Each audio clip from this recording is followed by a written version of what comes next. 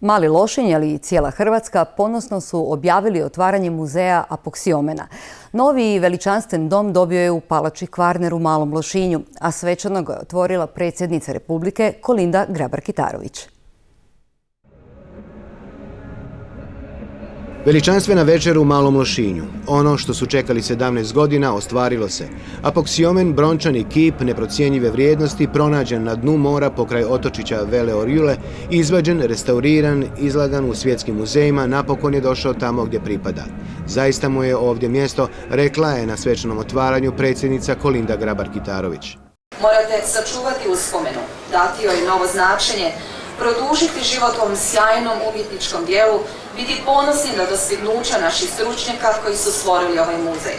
Muzej su osmislili arhitekti Saša Randić i Idis Turato. Najveći brončani kip, pronađen na istočnoj obali Jadrana, smjestili su kao središnju figuru postava u cijelosti posvećen Apoksiomenu.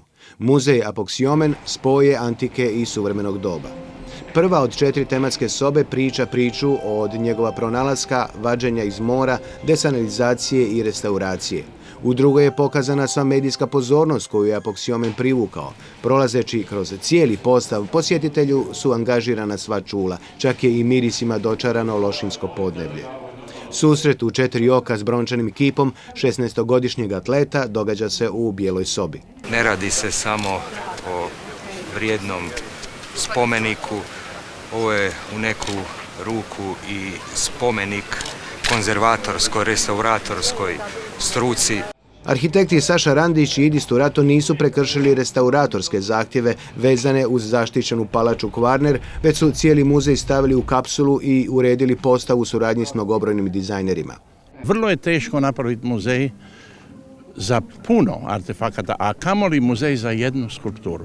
I arhitekt je u tome uspio genijalno.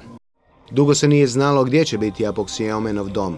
Tek je 2012. godine počela gradnja muzeja, pa je utoliko bojazna Lošinjana da će im brončanog atleta uzeti neki drugi muzej bila manja, no ne i uklonjena. Još uvijek je bilo jako puno onih koji su smatrali da nije mu mjesto tu, jer da je tu nekako manje gostiju, manje ovog onog. Međutim, lošinjski turizam će se vezati upravo na ovo događanje i mi sigurno imamo sada aduta u svojim rukavima da osim svega onoga što imamo i postižemo rezultate, da će ovo biti jedan od najbitnijih stvari.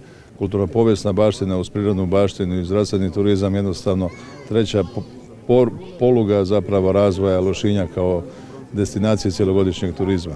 Uvrijeđen što nije ušao s predsjednicom u razgledavanje muzeja, već je ostavljen s drugim ministrima i uzvanicima ispred muzeja, župan Komadina je napustio događaj. No to nije umanjilo raspoloženje svih koji su ovaj događaj dugo čekali.